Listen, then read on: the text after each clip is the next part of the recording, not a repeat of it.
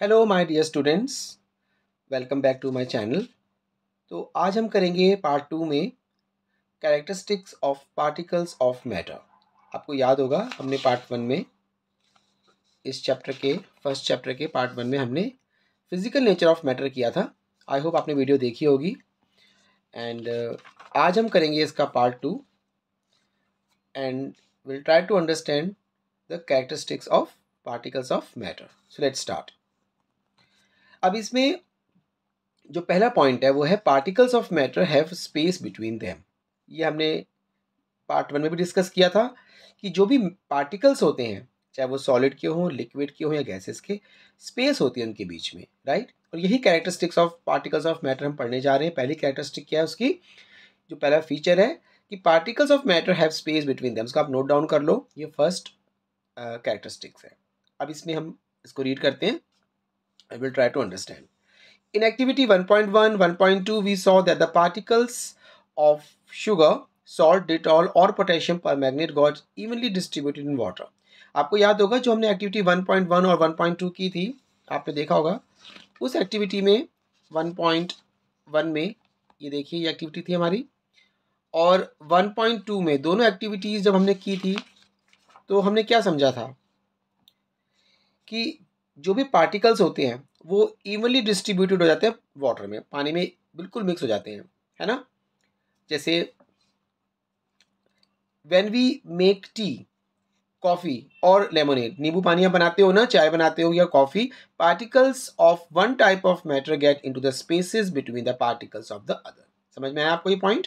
तो जब भी आप जैसे सॉल्ट को मिलाओगे वाटर में तो आपको वो जो सॉल्ट के पार्टिकल्स हैं वाटर में मिक्स हो जाएंगे, आपको दिखेगा नहीं, सॉल्ट नहीं दिखेगा, है ना, इवनली डिस्ट्रीब्यूटेड होते हैं। यही यहाँ पे समझाने की कोशिश की जा रही है। तो this shows that there is enough space between the particles of matter. तो क्या कंक्लूजन निकला कि जो पार्टिकल्स हैं उनके बीच में, मैटर के जो पार्टिकल्स होते हैं उसके बीच में स्पेस होती है, बहुत अच्छी स्पेस, इनफ स्पेस होती है। ओके, तो ये हो गई फर्स्ट कैरेक्टरिस्टिक। अब सेकंड वाली क्या है, आई होप आपको बुक दिख रही होगी। Yes, okay. Particles of matter are continuously moving. अब ये 1.2.2 ये हमारी सेकंड प्रॉपर्टी है। क्या कहती है कि जो पार्टिकल्स के जो मैटर जो भी हम स्टडी कर रहे हैं ना, वो बिल्कुल आई मीन वो कंटिन्यूसली मोशन में रहते हैं, मूव करते रहते हैं, कंटिन्यूसली मूविंग। अब इसको हम कुछ एक्टिविटी से समझेंगे। यहाँ पे 1 2 3 तीन एक्टिविटीज़ हमें दे रखी हैं। तो फर्स्ट एक्टिविटी 1.3 देखते हैं। इसमें आपने क्या करना है मैं आपको शॉर्ट में समझा देता हूँ। आप इसमें एक इंसेंस स्टिक ले लो, अगरबत्ती होती है ना, आप उसको जला के रूम में या क्लास में, रूम में कहीं भी रख दो कॉर्नर में। तो आप क्या ऑब्जर्व करते हो, आपको थोड़ी देर बाद आपको पूरे रूम में आपको क्या आएगी, स्मेल आएगी, है ना। आप किसी भी कॉर्नर में बैठे होंगे आपको स्मेल आएगी। और जब अगर वो नहीं जली है, सीधे आपने सिंपल एक इंसेंस स्टिक अगरबत्ती रख दी, तब कोई स्मेल नहीं आएगी। इसी एक्टिविटी में यही समझाया गया है। आपको put an unlit incense stick in a corner of your class. How close do you have to go near it so as to get it smell. Now light the incense stick. What happens? Do you get the smell sitting at a distance? Yes. जब हम दूर जाके बैठेंगे तो हमें smell आएगी उसकी। क्यों आएगी? क्योंकि जो स्मोक के जो पार्टिकल्स हैं वो मूविंग हैं, कंटिन्यूसली मूविंग है। ये जो लिखा है कंटिन्यूसली मूविंग, तो हमें इसीलिए स्मेल आती है स्मोक पार्टिकल्स की। और ये हमारी ऑब्जर्वेशन है, आप ये खुद भी करके देख सकते हैं, बहुत ही ईजी एक्टिविटी है। ओके, ये एक्टिविटी हमारी हो गई। अब नेक्स्ट है 1.4। इसमें क्या है देखते हैं। Take 2 glasses, beaker filled with water. आप 2 ग्लासेस ले लो या बीकर ले लो। Put a drop of blue और red ink slowly and carefully along the sides of the first beaker and honey in the same way. तो आपने क्या करना है, बहुत सिंपल एक्टिविटी, आप घर में ट्राई कर सकते हो। आप एक ग्लास में ब्लू या रेड इंक डाल दो और दूसरे में आपको हनी डालना है, शहद डालना है।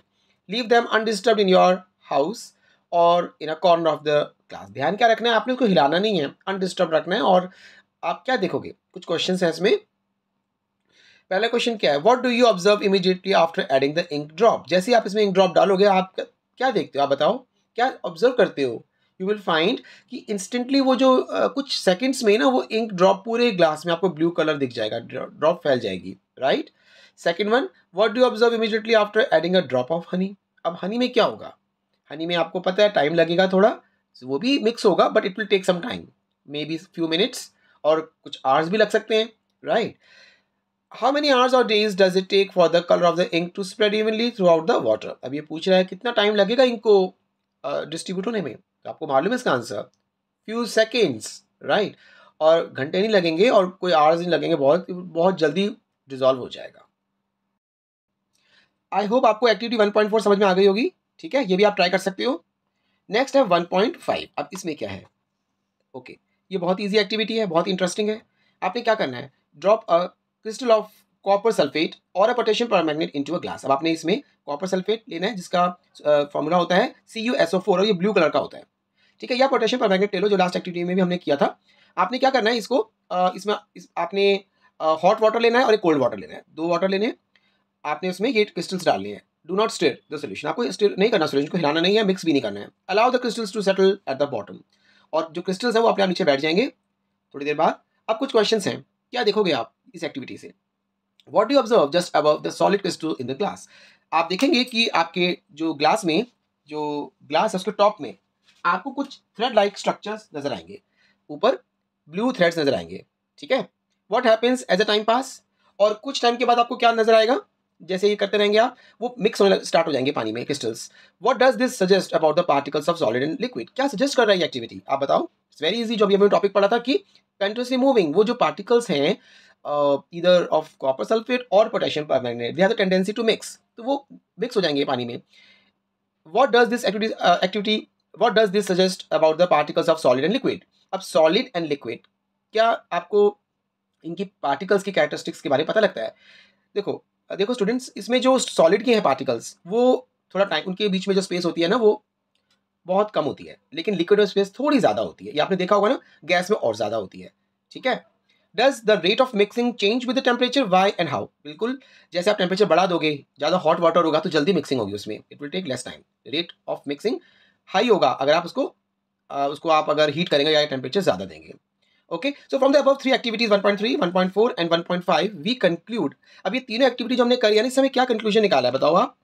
हमारा कंक्लूजन क्या निकला कि जो पार्टिकल्स ऑफ मैटर हैं आर कंटिन्यूसली मूविंग। एक तो हमने ये देखा, ये सीखा हमने कि वो कंटिन्यूसली मूव करते रहते हैं, बिल्कुल मूविंग कंटिन्यूसली, और that is they possess what we call kinetic energy. अब ये एनर्जी आप जानते होंगे, काइनेटिक एनर्जी क्या होती है, कि वो जो पार्टिकल जब मूव करते हैं तो जो एनर्जी प्रोड्यूस होती है वो काइनेटिक एनर्जी होती है। इसका मतलब कि जितनी ज़्यादा मूविंग हो रही है उनकी काइनेटिक एनर्जी की वजह से मूव कर रहे हैं वो।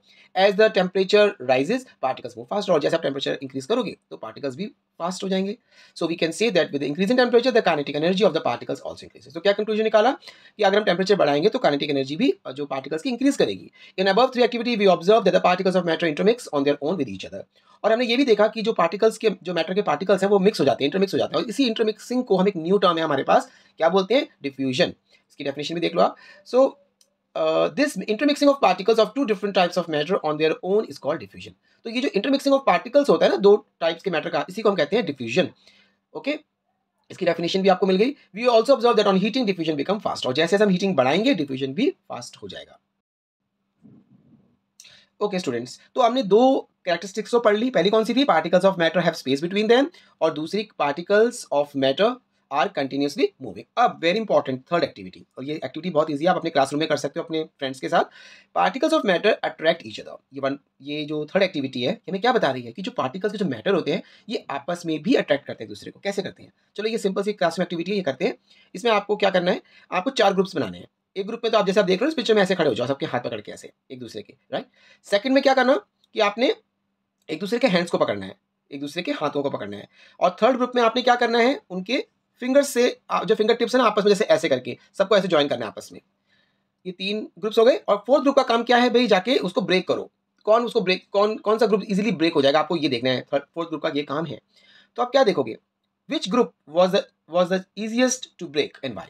अब क्वेश्चन है, आप इसका आंसर खुद कर सकते हो। आपको पता है ऑब्वियसली, जिसके जो फिंगर से जुड़ा हुआ है, देखो ये इजी है, ये तो आप बिल्कुल आप इसको ब्रेक कर सकते हो इजीली, राइट। इसमें एनर्जी नहीं लगेगी इतनी। लेकिन जो हाथ पकड़ रखे हैं कस के ऐसे मजबूत से, ये आपको थोड़ा टाइम लगेगा, राइट।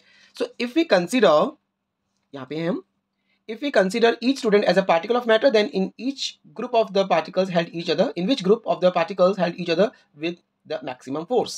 ठीक है, तो ये एक्टिविटी आपको क्या बताती है कि जो पार्टिकल्स ऑफ मैटर हैं ये अट्रैक्ट करते हैं, I mean particles of matter attract each other. तो ये तो क्लासरूम एक्टिविटी हो गई, पर अब हम एक और एक्टिविटी करते हैं और भी क्लियर होगा उससे, जो कि 1.7 है। इसमें क्या करना है, take an iron nail, a piece of chalk and a rubber band. 3 चीजें लेनी है आपको, नेल, चॉक और rubber band. Try breaking them by hammering और कटिंग और स्ट्रेचिंग। तो आप एक हैमर ले लो और उसको या कटिंग करो या स्ट्रेच करो, whatever. In which of the above three substances do you think the particles are held together with greater force? Now you know the answer. कि भाई आयरन को तोड़ना बहुत मुश्किल है, पीस ऑफ चॉक को मॉडरेटली टूट जाएगा, लेकिन रबर बैंड जो है वो, sorry yes, piece of chalk जो है वो आप थोड़ा आराम से तोड़ लोगे, और रबर बैंड को तो आपको पता ही, आप स्ट्रेच करोगे तो इजीली स्ट्रेच हो जाता है, ठीक है ना। तो ये जो पार्टिकल्स हैं, आपने देख लिया कि जो आयरन का नेल तोड़ नहीं पाते हो, बिकॉज उसके जो पार्टिकल्स बहुत टाइटली बाउंड है ना, आपस में बहुत पास है, क्लोज, इसलिए आप उसको नहीं ब्रेक कर पाते हो। ऑलराइट, नाउ 1.8 में क्या है, take some water in container, try cutting the surface of water with your fingers. ये बहुत ईजी एक्टिविटी है, ये भी आप कर सकते हो। क्या करना है इसमें, आप टैप के पास जाओ और अपनी फिंगर को टैप के पास ऐसे करो, टैप के नीचे, जब टैप ऑन करोगे ना, तो आप क्या देखोगे, आप कट करने की कोशिश करो, लेकिन आप वाटर को कट नहीं कर पाओगे। यही क्वेश्चन पूछा है, were you able to cut the surface of water, running water के नीचे आप हाथ रखो ऐसे, उसको काटने की कोशिश करो, आप देखोगे कि वो कहीं जाके मिल जाते हैं, पर वो कट नहीं होते। What could be the reason behind the surface of water remaining together?